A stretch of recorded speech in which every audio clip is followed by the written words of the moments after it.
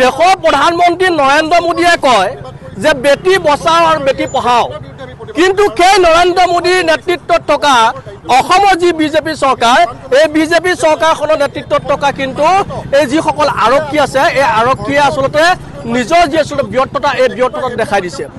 অসমৰ জীয়ৰী বোৱাৰীক সুৰক্ষা দিব নোৱাৰা এক পৰিৱেশৰ সৃষ্টি হৈছে। সাধাৰণতে কৈ থকা হয় যে স্মাৰ্ট আৰক্ষী, অসম চৰকাৰে কয় যে তেওঁলোকৰ আৰক্ষীবিলাক স্মাৰ্ট আৰক্ষী, কিন্তু আমি সততে দেখা পাওঁ যে কেৱল মাত্ৰ স্মাৰ্টফোন এটা হাতত লৈ গাড়ী আৰু বাইকৰ যদি ফটো মাৰি থাকে তেতিয়া কিন্তু স্মাৰ্ট আৰক্ষী বুলি ক'ব পৰা নাযায়। বৰ্তমান পৰ্যন্তলৈকে কেনেদৰে তদন্ত কৰিব লাগে, তদন্তকাৰী বিষয়া তাকেই নাজানে। ইয়াতকৈ লজ্জাজনক কথা কিবা থাকিব লাগে বুলি আমি নাভাবোঁ। আমি স্পষ্ট কৰি দিব খুজিছোঁ যে বৰ্তমান পৰ্যন্তলৈকে যিখন গাড়ীত আচলতে নাবালিকাগৰাকীক অপহৰণ কৰি নিয়া হৈছিল, সেই গাড়ীখনকে তেওঁলোকে জব্দ কৰিব পৰা নাই। বৰ্তমান পৰ্যন্তলৈকে এটাও কাল্পিতক আটক কৰিব পৰা নাই। গতিকে এনেকুৱা ধৰণৰ আৰক্ষী যদি কেৱল দল সংগঠনে প্ৰতিবাদ কৰিলেহে তেওঁলোকে নিজৰ ভূমিকা তেওঁলোকে দেখাব পাৰে, তেনেহ'লে এনেকুৱা ধৰণৰ আৰক্ষী প্ৰশাসন অসমত কাম নাই। মুঠৰ ওপৰত ক'ব বিচাৰিছোঁ যে গৃহ বিভাগ সম্পূৰ্ণৰূপে ব্যৰ্থ হৈছে। গতিকে মুখ্যমন্ত্ৰী হিমন্ত বিশ্ব শৰ্মাই গৃহ বিভাগৰ দায়িত্বৰ পৰা পদত্যাগ কৰিব লাগে। আৰু ইয়াৰ লগতে ক'ব বিচাৰিছোঁ অসমৰ আৰক্ষী সম্পূৰ্ণৰূপে ব্যৰ্থ হৈছে, অসমৰ প্ৰশাসন সম্পূৰ্ণৰূপে ব্যৰ্থ হৈছে।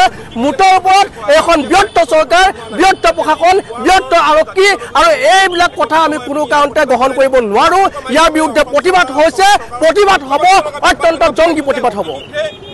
শুকুৰবাৰে এগৰাকী নাবালিকাক দলবদ্ধভাৱে ধৰ্ষণ কৰা হ'ল, আৰু এই বৰ্বৰ জঘন্য কাণ্ডৰ আজি 6 দিন উকলি যোৱাৰ পাছতো অসম চৰকাৰৰ যি ব্যাগুম আৰু স্মাৰ্ট আৰক্ষী এই কাল্পিতকেইটাক ধৰিবলৈ সক্ষম নহ'ল।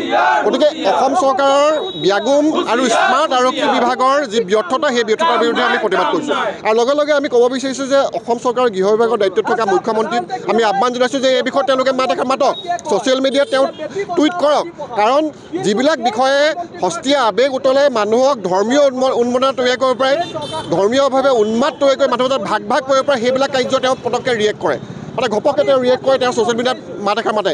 এই বিষয়টোৰ লগত, এই ধৰ্ষণ কাণ্ডৰ লগত যিহেতু পূব বংগলীয় মুছলমান মানুহ জড়িত নথকাৰ কাৰণে তেওঁ এই বিষয়টোৰ পৰা তেওঁ আঁতৰি থকা আমি দেখিবলৈ পাইছোঁ।